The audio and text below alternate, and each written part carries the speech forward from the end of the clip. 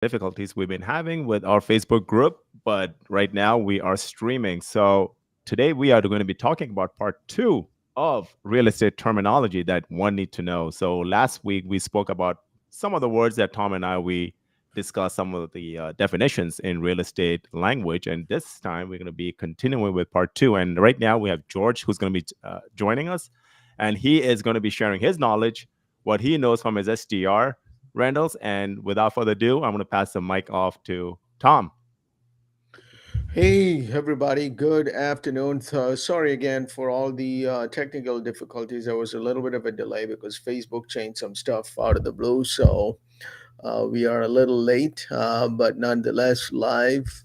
So, welcome everybody to a live. Good to come to you on a Thursday night to talk about some really important stuff today. Today, we are talking about real estate terms that you need to know. There are some terminology that is used in the real estate that when you hear them, you may not even recognize them. When I started, some of these terms that they threw like cash on cash. They said cap rate. Many of these I didn't have a clue, but today we are going to take care of all that for you. So next time you talk to a broker or a listing agent, you would not be out in the dark. So without further ado, George Salas, the king of SDR. Let's go. What's up, everybody? Man, thanks for the warm intro, fellas. So yeah, just doing fantastic here, gentlemen. And I was at phone launch last week, so I wasn't able to attend. But we're back live, just like every Thursday. So happy to be here. I haven't chatted with you fellas in a couple of weeks. But every Thursday here, we are bringing in different topics in real estate where we just discuss things between us, like we're just talking to each other, right? And I think we started doing this. You guys have been running this for a while, and I started joining this a couple months ago. So I'm just want to let you know that I'm having a great time here. I'm actually learning about other asset classes with you. So, but again, for everybody listening out there, my name is George Salas. I'm a short-term rental operator. I specialize in creating lifestyle assets, and these are median luxury properties that we buy, median real estate that we turn into luxury via creative finance in Texas and several other states. I operate a fund. I operate about $9 million in real estate, single family, short-term rental assets.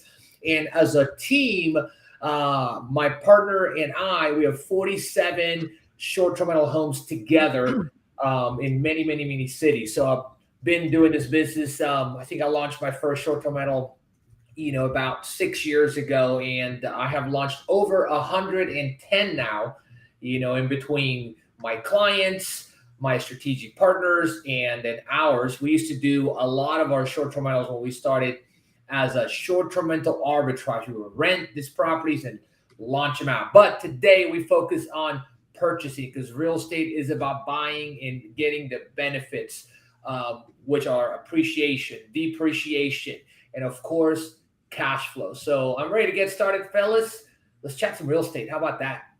Yeah, let's talk about some words because last time, what did we speak about there, Tom? We spoke about NOI, We right? spoke We about spoke cap about rate. mhm, That was the first one we started with cap rate. cap rate and capital expenditures, right? So we spoke about Yep. that. So this time, what do you want to do? You want to just start with something called occupancy rate? Yeah, that's a great one to start Sure. with, actually. Occupancy rate. Yeah, So let's any start. Let's property. go for it. Yeah. So occupancy, guys, what is occupancy? Occupancy is simply the number of people occupying a property in terms of a percentage. So if there is 100 units and 98 apartments are full, that means the occupancy is 98 and the vacancy is 2%. As simple as that. Now, what about you guys? Guys, is there a more professional definition to that? The only thing I can think of occupancy when I hear about occupancy rate is the percentage. There are two kinds, right? One is just a regular occupancy rate, and one is the effective occupancy rate. So effective basically just means a fancy term about, which means like net occupancy rate.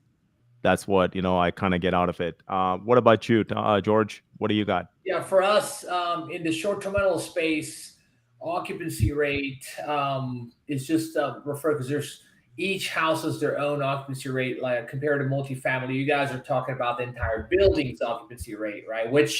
which actual units of the 100 units are have long-term leases. For us is which days of the month are actually rented, right? So in our industry, a good occupancy rate for the types of properties we specialize in, which are going to be 4 bedrooms and up, is anywhere between 50 to 70%, and then it varies, based on seasonality. So in the multifamily space or other asset classes, occupancy rate is more of a long-term thing, right? So in short-term rentals is actually maximizing your revenue through occupancy rate, because you could Right. be 100% occupied and make less money than a property that I have while I am 60% occupied, right? And the reason for that is because in our world of short-term rentals, right, occupancy is one of the components. It's not the main component of a successful short-term rental business, right? Occupancy is, you got to maximize it, and there's a way to maximize it, and it's through dynamic pricing strategy.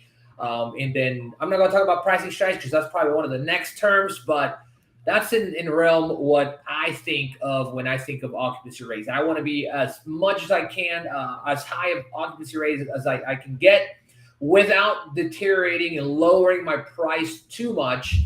So I got to understand the market to get my occupancy rate higher. While in other asset classes, you've got to do great marketing. You've got to create a property that's beautiful to get that occupancy rates higher. Maybe have competitive rates, right? So a little bit different there. So I wanted to make a point on that, on the differences in, your game, multifamily, right? Dental offices versus, or commercial versus short-term rentals. For sure, you got a great point, because it's kind of interesting, because in your short-term rental world, it's like 50 to 70%. That's what you're targeting. But in multifamily, we want to be like in the, minimum, I would say in the 90s, like low Yeah. 90s. Yeah. So low 90s to high 90s, that's a really, really great number. But however, when it comes to retail strip mall plazas, the occupancy rate is great if it's 100%. However, if you're going to be selling it, if I'm a buyer in one of those retail shops, I kind of want to see like maybe like one or two or maybe three stores like kind of open, just because there are some meat on the bone, right? Because if you like have 100% in a strip mall plaza, which may be great for like cash flow, but then there's really not much upside because those leases are kind of fixed. So I kind of would like to see if there was a 10, shop plaza and maybe 88 of them are occupied. I would kind of like prefer, like personally would have to, would like to see like two of them are empty, Empty. Hmm. right? Beautiful. And Yeah. of course It in a can great vary, area, right? and then getting It great varies tenants. by asset class, right? Exactly, exactly. And one of the things why occupancy is very important is because when you go to get a loan or refinance a property, one of the first questions they ask is what is the occupancy rate? They don't want a loan on something that is 70% or even 80%. They want to, Right. you're able to get more money from the bank if you have a higher occupancy, because that means the property is performing really well and there is opportunity to increase rents. Beautiful. Yeah. Great. Let's jump to the next one. The next one, this is like in everybody's realm, right? Expense ratio. Beautiful. I So love when that. we say expense ratio, I mean the first thing I think of is what is the gross, what is the income coming in, and what is the expense. So pretty much that's what I think. Like, what is the expense ratio? I'll let you guys chime in on it a little bit. Yeah, George, you want to go? Yeah. So for us, expense ratio, when I think of expense ratio, I think of operating expense ratio, right? So Mm-hmm. in our world, again, it's different, right? The operating expense ratios, a good operating expense ratio in short-term rentals is going to be 45%, right? So now that includes all of your expenses except for your mortgage payments, right? So operating expenses include all of our expenses, which are going to be cleaning and, utilities, and management, property management fees, et cetera, et cetera. So we want to really focus in our world to keep an operating expense ratio of 45%. Now, there Hmm. are competitors out there that have way higher, and there are properties out there also that could get up higher. Just depends how old they are, right? So the older the property, the more maintenance costs you're going to have, right? So to me, when I think of operating expense ratio, I want to keep it as low as I can. So obviously to keep more of that bottom line, right? So yeah, let's add some cooler points, fellas. It kind Yeah, of let's depends go. on if I'm underwriting the deal. I like to keep the expense ratio a little bit higher, just because of the fact that you want to be a little bit conservative for some unforeseen like expenses that may pop up. I'm not sure. Tom, do you agree with that? Yeah, totally. And also, yeah, absolutely. You want to keep it at a higher rate, so you will have some good surprises coming when you start leasing the property, right? The other reason why expense ratio is important is because at the end of the day, you're running this real estate operation, so you can get some profits, you can get some cash flow, right? So the lower the expense ratio, your profits go up. The higher the Hmm. expense ratio, your profit comes down. So always you want to minimize your expenses as much as possible. And that simply means more cash in the pocket. Some of the properties are so mismanaged today, all it takes is just adjusting a little bit of the expenses and managing them properly, and the property would be profitable. We see so many of these OMs and that get sent to us, and by looking at the numbers, you can see that many of these properties have a super high expense ratio Hmm. because so many of these is mismanaged, and if you're able to manage it, that means more money in the money in your pocket, means more net operating income. The property value goes up. For sure, for sure. Beautiful, beautiful. Let's jump on to the next one. It's replacement cost. When I think of Let's go. replacement cost, Yeah. I think of what would it cost my insurance company or us to replace it as if it was new, right? So when I look for an insurance policy, I want my insurance policy to have always replacement costs, because if you don't have replacement costs, then Hmm. the insurance policy will pay you for what's the opposite of that? Do you remember the actual name? I can't remember. I can't recall the term for that. Yeah, it's like pretty much like what is going to be the Valid. cost to replace that unit, or in your case, that home, right? That short-term rental home in today's market. Yeah, correct. So if So, today's dollars, it costs $40,000 to replace to do a full renovation inside the insurance company. Let's say the property, there's a fire or something. The insurance company will give you that. Or, in terms, when I think of replacement costs, I'm always thinking like insurance, of right? Like, course. how much are they going to give me if something goes wrong?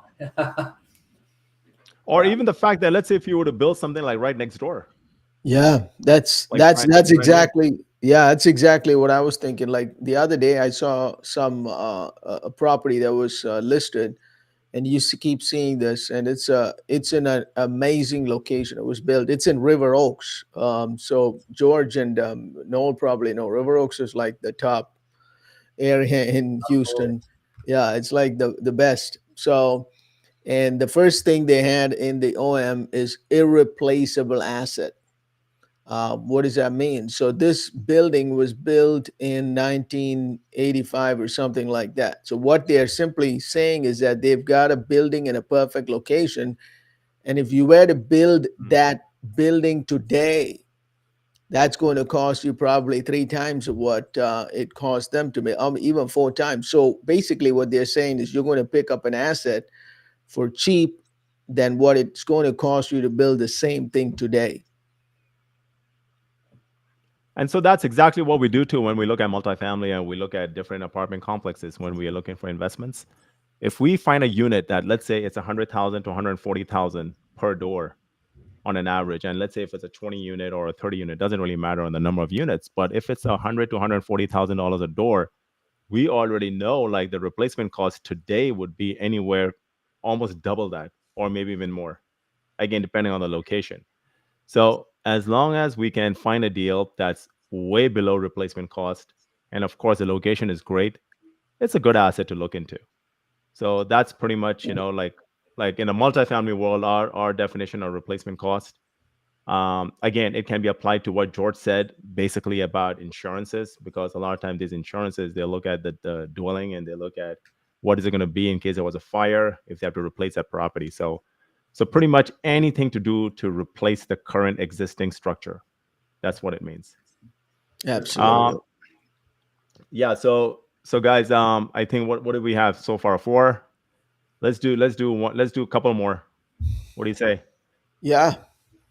Yeah. Okay. So one I really love is called debt ratio. So George, did you basically, want to yeah, hit that, George? Or Noel, you're an expert yeah. in that. I'll probably just start with it, and then you guys Yeah. can chime in.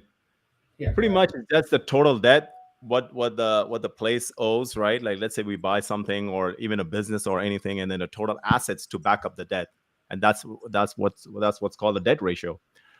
So let's put it this way: the higher the debt ratio, the more chances of that property or that business to default, right? Yeah. So let's say, like in your case, like, basically we are talking about over leveraging, right? So Tom, what do you have to say about that part? Like, how So does this basically match up? you're talking about loan to value, right? Sort of, yes, yes. Yeah.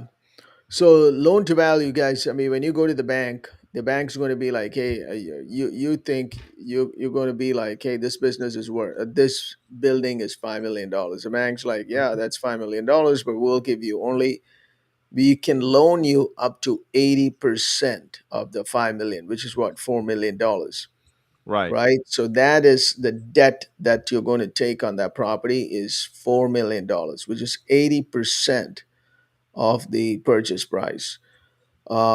Let's say for some reason there was a bad recession that lasted for a long time, and the property value dropped down to 3 million. Right. So now you're sitting on a property that you owe 4 million, and it's only worth 3 million. So that's what is called as over leveraging. Some people go and get all the money they can from the bank, and then they just use it Hmm. for management, and they just don't spend it wisely. And as a result, when the value drops for any reason, or the occupancy drops, that could be a big problem for that asset. And that's why you always want to be very sensible when you go and get money from the bank. Just because the bank says, "Hey, we'll give you 80%," don't mean you have to take all the 80%. You could be happy with 70%. For example, Noel, in that Alabama deal that we did, what Yeah. was the percentage? What was the loan to value Ooh, percentage on that? 50%. Like, yeah, 50 or 55% or something. I mean, Right. in that one we should have taken a little bit more probably, but that was super conservative. But one thing is for sure is that we'll never lose that property Hmm. ever, right? Because that's where that LTV, like you were talking about, and the debt ratio comes in hand to hand, right? Because now we have a lot of equity, a lot of the property value that's going to back up that loan, which is why it's always safe to be in that kind of position. Yeah. So the downside is, everybody's got to cough up more for the down payment. Yeah. The good part is, And like, the returns go down as a result too. yes, Yeah, that's another downside of that. Your but it's your safer. return on the investment goes down So if we talk because about that ratio, fellas, Yeah. what are we at cash on cash right there? Maybe like create a comparison. What happens to yeah, the cash it's on cash? that's a great segue.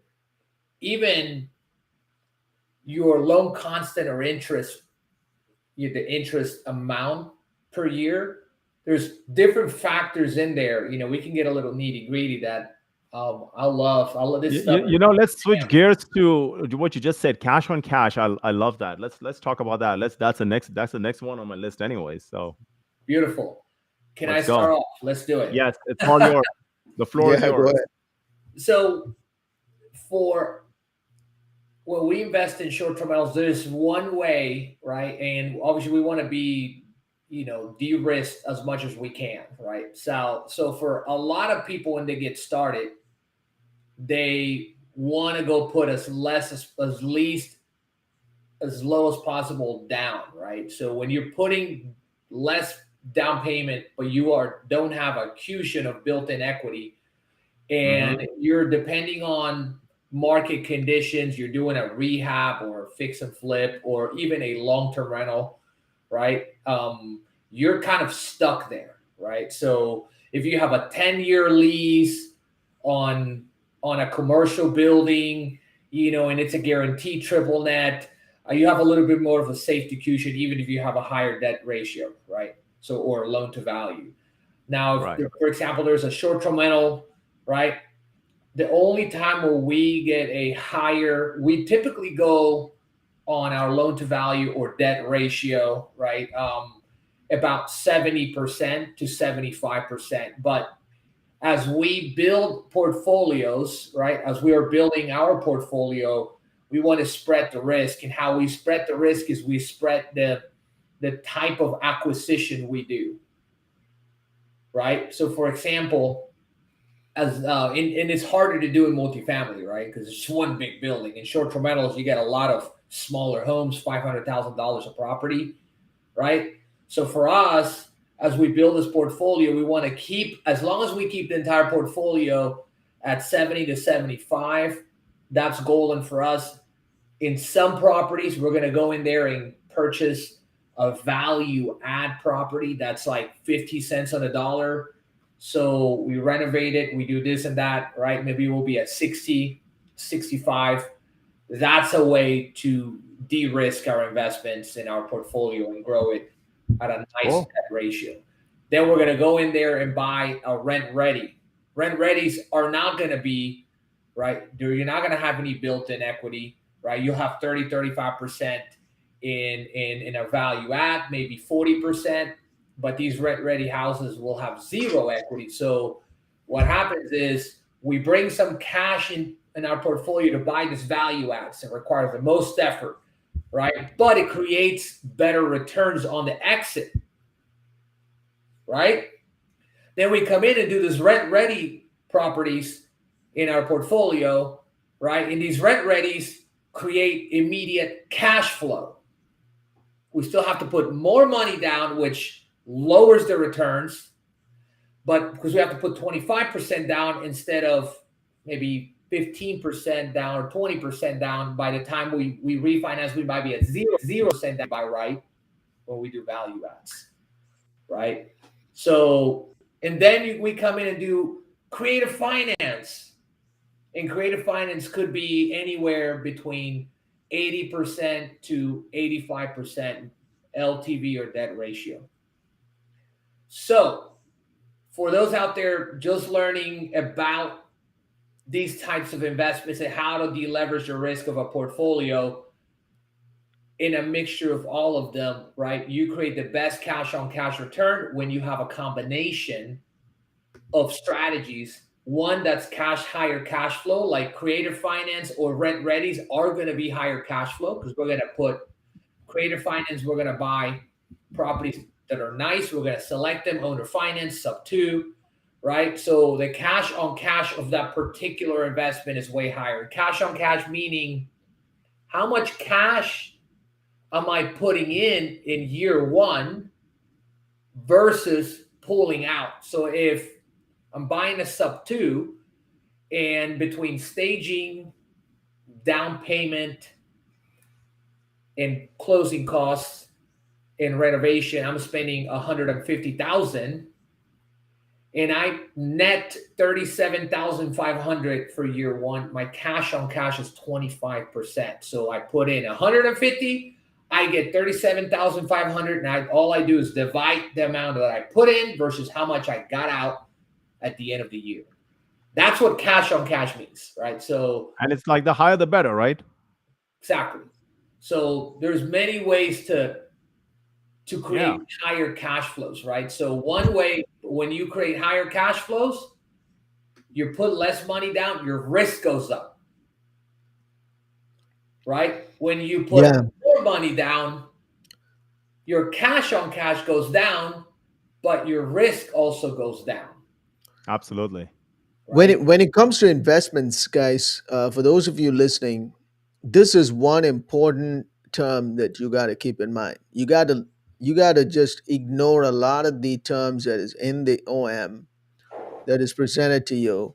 I mean, there will be some graphs and charts and things that says IRR and ARR and all that stuff. That's all projections. That's Yeah. all at the end of the exit, maybe 5 years down the line, if all the plan is executed well, that's what you get. But cash on cash is what you got to pay attention to. And this is one reason I like SDRs because of the higher cash on cash.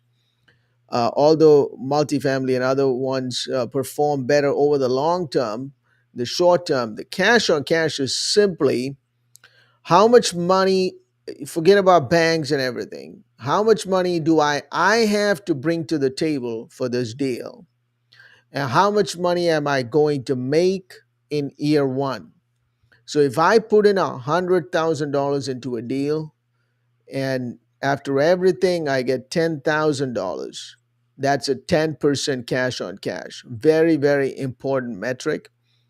Term that you got to keep in mind is cash on cash, because that's at the end of the day, that's what you're going to get paid every year or every quarter. So a lot of people ignore this. A lot of people don't even know what that is. But one thing that you got to learn is you got to ask them, what is a cash on cash return? May not be always high, but at the end of the day, you're going to be able to know what is your rate of return that you're going to make on the investment on a yearly basis. When I mean, not when the property is operating. 100%. Cash flow is king, baby. Well, I Cash mean, I flows think king. that's pretty good, right, guys, for the night. Yep, it's great.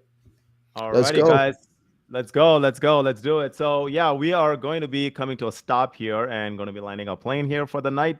Definitely do tune in next week again. We will be having a new topic based on the comments that we received from the group members, and we'll just keep discussing more and more what you guys want to hear. George, Tom, with that being said, you guys have a good night. All Too, right, gentlemen. everybody. Have a good night. Awesome. Great to see All y'all. right.